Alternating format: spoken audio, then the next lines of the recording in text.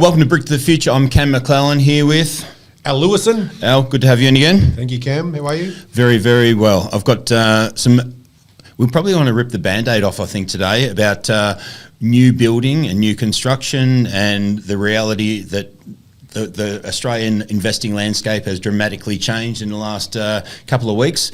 But what does it mean for investors? So I want to go through and go really headlining. I don't want to go into a lot of depth. Everyone out there is just putting out the headlines of what the government changes are. Really, I want to get into why they've done it and what that means to the supply of housing in Australia, how people can understand why supply restraint will be there, what we believe will happen next based on your analytics team and the research team, and what experienced investors understand and what they should be focused on, because all of a sudden you've gone from, it was 81% of investors currently or historically have invested in established housing. And they've done that because, it's like, your local postcode, your postcode's safe, you can drive past it, so you buy a property in your local postcode. The strategy we've used for clients for the last 21 years and for ourselves for 30 odd years is analysing each capital city market, knocking out city markets that are not good, analysing the growth corridors in those markets and finding the optimum size and quality property for that market, which gives you the best growth. Now that people have got no chance to invest in an established property. Well, they can. They Rocks ahead, but they could. Yeah, they could. I think I was going through it with Boz earlier, and to buy an established property 2 weeks ago, before the changes come in, might cost you a couple of $100 out of your back pocket to hold. Now it's between $600 and $800 a week to hold. So absolutely no chance you'd be buying an established property. So that puts focus on more people looking to find new property to buy and build, which obviously puts more pressure on supply. Yes, there's the old saying, isn't it? With great change comes great opportunity. Yeah. So there's lots of people focusing on the headline, or negative gearing's gone, or CGT's changed, or what's the government doing. That's creating opportunity for certain people. The people looking for opportunity out in the market, some will take advantage of it, some will flounder, but the ones who are smart and understand the fundamentals you're talking about will do well. Yeah, absolutely. So one thing's the government making policy changes, but I mean, I've always gone on the basis you don't just invest because you can save 30 cents in the dollar. That's stupid. You're still throwing some money away. So there are other reasons to invest in new property. You've been doing it 20 years, beating the market. Lots of reasons. All right, so I always talk about risks when we talk about investing. If you look at the benefits of new over established, we've always, depreciation over the first period of time helps with your holding costs. Negative gearing still applies to new property. You've still got that massive advantage. That was there beforehand and still beat established, but is now a greater reason to look to new property. You've got tenant appeal, you've got new builders maintenance warranties. The thing that there are risks with is getting a shit builder, them going broke, them running overruns, putting on variations, not being to the quality, buying in a poor area. They're all things Open Corp help clients with and put guarantees in place to ensure they can sleep well at night. Now, just to give people clarity, for past performance is no indication of future performance, and with an Australian Financial Services licence, we're required to outline that. But since 2006 to current, we get our clients' results independently verified to ASIC disclosure standards. Now, the recent results came back since 2006 to now. The client portfolio that we've got has beaten the 8 capital city markets by 61% over that time frame. So the results, we're very, very proud of our clients' results we've delivered to them. They don't come by putting your finger in the air and saying, where do you buy? So the structure I went through before, Al's got an analytics team that spent about 19,000 hours going through each of the cities, each of the growth corridors, and each of the individual properties. Why that's really important for people is because now, knowing you can't buy in your local postcode if it's an established area, you have to look to an area where there's new land development to buy.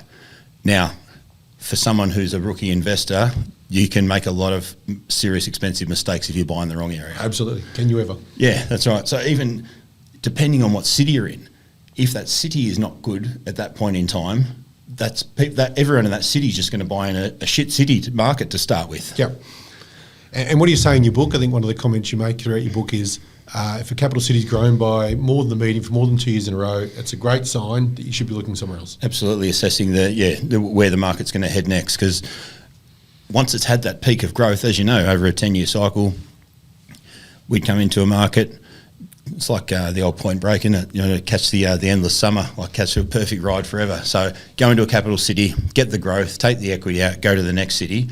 If a capital city's just had the growth, then it's done for a while. Yeah, that's right. I mean, some markets will go longer than others, but if you start to look at the fundamentals, and we looked at Perth last week, we did a deep dive onto Perth, and we're in Perth relatively early through their boom. We saw the fundamentals were pointing towards a supply and demand issue. When we're looking at job starts and job completions, and they're running in parallel right now, we're saying to ourselves, that's a pretty balanced market right now. We can't see a lot of growth happening because their finishes and starts are aligned. Yep. People have got the houses they need. There's so many pieces this announcement. It's not until you take a step back and understand how things really fit together. So I'll ask you this, Cam. What are these policies actually trying to achieve? It's a ripping question. If you think about what the government's trying to achieve, firstly what their problem is, then what they're trying to achieve. Now we've got another series which goes deep into the budget and the policies and what they're trying to achieve. So I'll try and summarise it really quickly. But it frustrates me that they've put this mask over everyday Australians through the media by saying they're trying to shift intergenerational wealth because that's an issue, and they're trying to solve housing affordability for young people. That is the biggest load of shit I've ever come up with. And here's the real snapshot summary. And it makes me sick, actually, when they say that. If you look at the government's problem, they've got a serious revenue problem.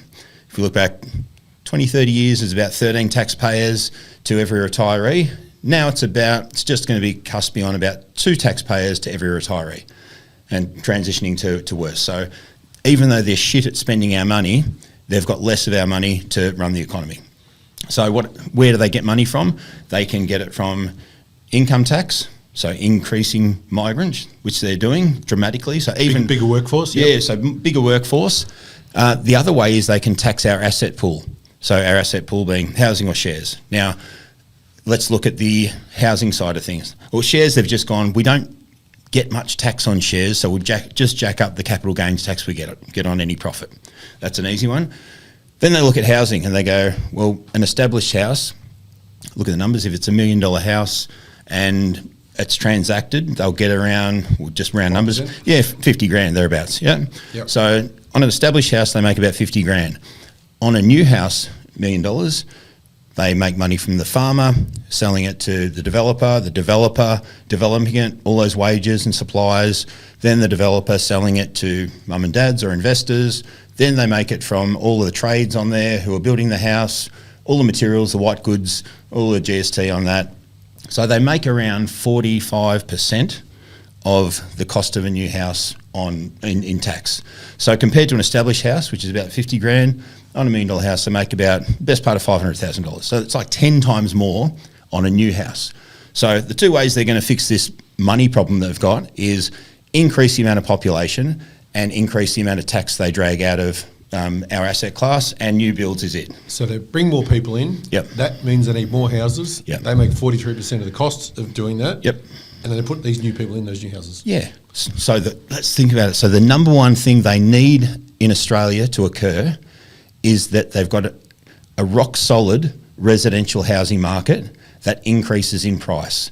So they need to keep the urban growth boundaries on our cities and keep pressure on supply to push the price of housing up because they get more tax from it. So they've got really one focus: new housing, price increase, and more money from it. So that a pretty good unpack of the policies? I reckon it makes sense to me, but what they're saying in the media is that it's going to reduce housing supply by 50,000. I can't get my head around that. Do you have a reason why or how that's even possible with what they've said? Yeah, I think they said they're making 65,000 new homes, but in the fine print within the budget, they said that's being reduced by $30,000 through lack of opportunity to bring to market. So the net would be 35,000, which is really like a grain of sand on a beach in the required amount of housing needed for the migration or what we've got currently. But the issue, let's look at 2 reasons why they can't increase supply, even if they wanted to. Yeah. So what you're saying, the challenge in creating more supply is far harder than most people realise. Well, it's, yes, far harder for a number of reasons. One reason within the government's control and a couple well outside their control. So, and they're doing a couple of them purposefully to slow up supply. In my conspiracy theory Well, views, this sounds cunning. The way you're putting it forward makes it cunning by them. who would say the government's cunning, trying to take more money from you? All right, so let's look at the issue they've got out of the control at the moment, which is the world conflict at the moment, is obviously increasing the cost of petroleum. As you know, being in construction, the cost of in petroleum goes into asphalt, concrete, PVC. So the cost of everything goes up. Everything, yep. Yeah. So basically everything most things in the building industry, the prices go up. Now, you being the building industry as well, you know that builders and suppliers love taking advantage of a crisis. Have you ever seen in the last 35 years of building and developing yourself, supply of materials go up, and afterwards when supply restraints come down, that the suppliers drop the price of that material? No, but it's not just construction, it's everything. Like every person in business, if they've pushed their prices up, doesn't matter if you're selling a coffee, a piece of paper or building a house. Once you put it up, once you put your price up and the market's accepted your price, why would you go, you know what, I don't want to make as much as I was, or I missed out earlier, so I'm going to make up for it now by keeping my price here. That's exactly the decision everyone makes. Yeah. So the cost of building. So what I'm trying to articulate is why, in the short space of time, not only land price but the cost of building will go up. So the government 2 years ago came out and said we need 1.2 houses over 10 years. 1.2 million, yeah. Currently on track for, I'll say 800,000, might be slightly more, slightly less. That was with them based on immigration, people coming into the country. The government, as of last week, in my view, has just told everybody who wants to invest in property, go and buy a brand new property. Yeah. So they're already short. They already can't build enough because they're short of tradies and all the things you said. What's that going to mean for people who want to buy property, or what's that mean for property prices? Well, there's two things in there. We know there's a massive undersupply of affordable housing currently. They've increased the migrants to come into Australia, which is putting further supply pressure on it. But my concern is people making expensive mistakes. Now that you said, like, all those rookie investors who are buying established areas are now all looking towards new areas to buy in. Not all things are created equal in the world of investing, are they? Absolutely not. No. So I'm more than happy. I said our stats before. We've got independently verified since 2006 to now, our client results. We've beaten the 8 capital city markets by 61%. Happy for anyone to contact hello@opencorp.com.au if they want us to step through that strategy that we apply to get their clients those results. Past performance, no indication of future performance, but we're very proud of our results and would rather keep people safe with a strategy that gets them the best possible outcome rather than making a very, very expensive mistake based on the government lies and where they've pushed people. So, Cam, I've seen buyers advocates, I've seen groups out there suddenly pivot on a dime and start talking about, not I'll find you the best house in the current area to I'll find you the best new house. What do you say to people who are out there doing that? All right, so it's really simple to outline. If you've got a company who has been doing, which we've been doing for 21 years now, only providing new housing because it had good fundamentals beforehand, good appreciation, you could find the right property, the right area that gives the best growth opportunities, which we've proven. The issue is with anyone else in the market, we're the only company in Australia that has their results verified to ASIC disclosure standards. So other people can have opinions, OpenCorp deliver results. To close this out, Cam, and wrap it up, I said earlier, with great change comes great opportunity. Where do you see the big opportunity right now for those clever enough to get in ahead of it and take advantage of it? All right, as we've outlined for every client since the GFC, through the APRA changes, through the C word, COVID, that understanding supply, demand, affordability will never change. Understanding those three factors in great detail is how you take advantage of it. There will be immediate increase in rental prices and property prices. The property prices, as we know, estimating within 12 months, $40,000 thereabouts on a block of land, around $30,000 to $40,000 on the build costs, based on once prices go up, they don't come back down. So in the short space of time, estimating in most capital cities, nearly $100,000 increase in pricing. Rental prices are going to increase because there'll be more demand in those areas. Felicity, my wife, asked the other night when the budget was on, how's this? They're saying it's going to improve rental prices. I said, all right, let's look, and she understands property pretty well, but I said, all right, look at an established area. If we've got no one investing in that area, buying established property anymore, over time that's going to be upgraders, downgraders, first home buyers. So more owner occupiers in established areas, less rental properties available, but there's still the same amount of renters that want to rent there. So rents go up. That's the long and short of it. So again, the government have backed new builds as the best investment option in Australia, and they need that to be rock solid as an investment platform and the prices to increase, because that's how they fix the revenue problem. Thank you, Cam. Thanks everyone for tuning in. hello@opencorp.com.au with any questions, queries. Thanks, Cam.